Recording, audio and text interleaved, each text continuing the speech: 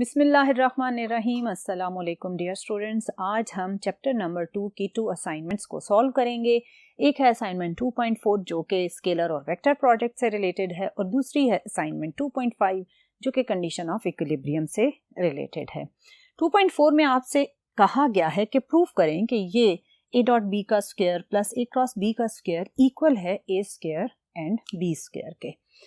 आप left hand side को लेकर चलें और इसे प्रूफ करें equal to right hand side. So left hand side में आपके पास a डॉट b की जब आप फुल फॉर्म लिखेंगे तो it will be a b cos theta और a क्रॉस b की होगी a b sin थीटा।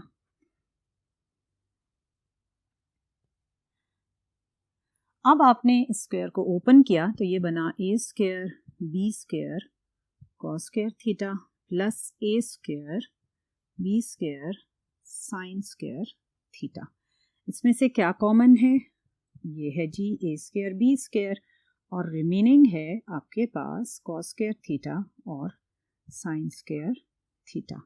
आपने कई दफ़ा ये आइडेंटिटी पढ़ी कि cos square theta plus sine square theta 1 के इक्वल होता है। सो आपके पास अगर ये 1 के इक्वल है तो आपके पास रिमेनिंग फैक्टर होगा a स्क्वायर b स्क्वायर जो कि राइट हैंड साइड के इक्वल है। So you can say left hand side is equal to right hand side. ये आपने प्रूव कर दिया जी। ये तो एक सिंपल सी असाइनमेंट थी। अब मूव करते हैं नेक्स्ट बोर्ड की तरफ और देखते हैं कि असाइनमेंट 2.5 क्या है।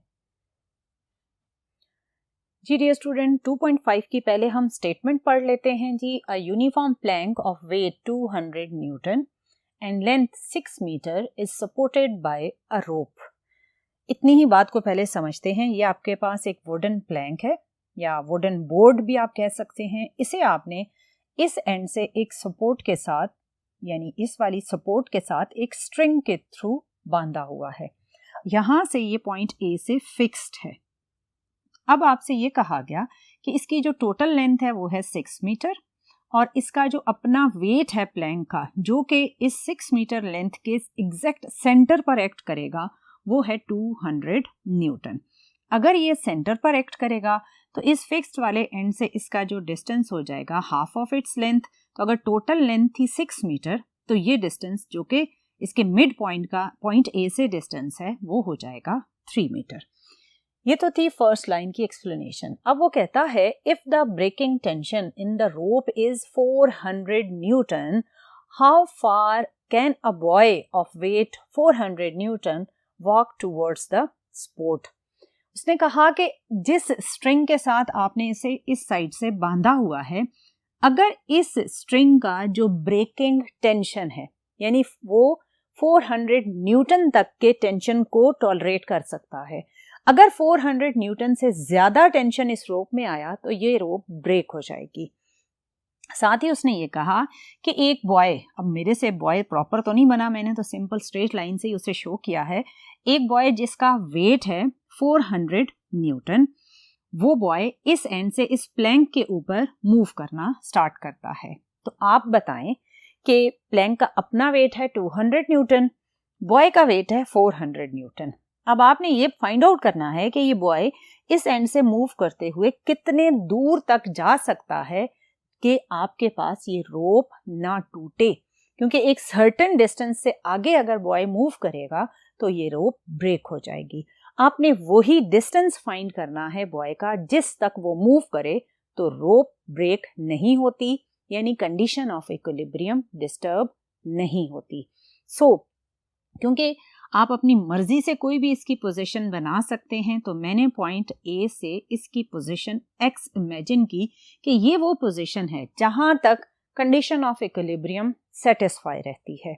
और क्योंकि एक ही आपके पास इसमें अननोन है, सो हम यहाँ पर एक इक्वेशन जो कि हम यूज करेंगे सेकंड कंडीशन ऑफ इक्विलिब्रियम से, उस कंडीशन को यूज करते हुए हम एक इक्वेशन बनाएंगे और इस एक सिंगल अननोन की वैल्यू सिंपली फाइंड कर लेंगे। इसमें आपने second condition of equilibrium implement करनी है तो आपको पिवट पॉइंट लेना पड़ेगा। हमने पॉइंट ए को पिवट पॉइंट लिया, यानी हम अपने जो टॉर्क कैलकुलेट करेंगे उसके लिए फोर्सेस के जो मोमेंट आर्म होंगे वो हम पॉइंट ए से मेजर करेंगे।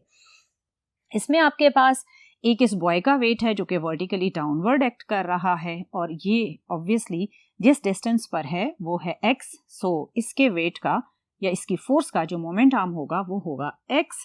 दूसरा है प्लैंक का अपना वेट जो कि 200 न्यूटन है, क्योंकि ये मिड पर एक्ट कर रहा है तो ये हो जाएगा 3 मीटर मोमेंट आर्म पर। और थर्ड वन है टेंशन इन द रोप जो कि है 400 न्यूटन और ये पूरी जो आपके पास लेंथ ऑफ प्लैंक है वो इसका मोमेंट आर्म बनेगी विच इज 6 मीटर। सो ये 3 फोर्सेस हैं जो टॉर्क प्रोड्यूस करेंगी। अब देख लेते हैं क्लॉकवाइज किसका होगा और एंटी क्लॉकवाइज। मैंने आपको बताया कि जब भी आपने फोर्स से टॉर्क बनाना हो तो फोर्स से आप हमेशा मूव करेंगे टुवर्ड्स द पिवट पॉइंट। सो आपने इस तरफ और इसकी भी इस तरफ, तो ये दोनों जो डाउनवर्ड फोर्सेस हैं इनका टॉर्क होगा क्लॉकवाइज, जबकि ये जो है इसका टॉर्क हो जाएगा एंटी क्लॉकवाइज। सो जब आपने इनके टॉर्क को लिखा तो पहले मैंने एंटी क्लॉकवाइज टॉर्क लिखा विच इज 400 और इसका मोमेंट आर्म है 6, वो आपने लिखा। फिर आपने क्लॉकवाइज, क्योंकि नेगेटिव टॉर्क होता है तो आपके पास इस 400 न्यूटन जो कि बॉय की पोजीशन है इसका मोमेंट आर्म मैंने लिया x, तो 400 इंटू मोमेंट आर्म। फिर है प्लैंक का अपना वेट जो कि है 200 और इसका मोमेंट आर्म है 3, ये आपने सिंपली वैल्यूज पुट कर दी। इसमें जो कि 400x आपने फाइंड आउट करना है उसे आप राइट हैंड साइड पर शिफ्ट कर लें। अब इनको आपने सिंप्लीफाई किया, जब आपने इनको सब्ट्रैक्ट किया तो यू विल गेट 1800 और ये आ जाएगा 400x। इसमें ये वाले दोनों जीरोस राइट और लेफ्ट साइड पर कैंसिल हो जाएंगे। You will get 18 is equal to 4x। यहाँ से आप 18 डिवाइडेड बाय 4 करें तो x की वैल्यू आपको पता चल जाएगी, दैट इज 4.5 मीटर। इसका मतलब ये कि ये बॉय इस पॉइंट से 4.5 मीटर तक दूर जा सकता है, यानी ये तो इसका मिड पॉइंट था, थोड़ा और जाकर यहाँ पर बनेगा 4.5 मीटर। सो आप कह सकते हैं कि ये बॉय इस एंड से अगर चलना स्टार्ट हुआ तो 4.5 मीटर तक अगर वो जाएगा तो सेफ रहेगा, ये रोप ये नहीं ब्रेक होगा। लेकिन 4.5 मीटर से जैसे ही वो आगे मूव करेगा तो रोप के ब्रेकिंग टेंशन की वैल्यू को आप ऑब्वियसली अचीव कर लेंगे और ये टूट जाएगी। This was the assignment number 2.5। इंशाल्लाह नेक्स्ट लेक्चर में मजीद डिफरेंट कॉन्सेप्ट्स के साथ मिलेंगे। सो टिल नेक्स्ट लेक्चर, अल्लाह हाफिज।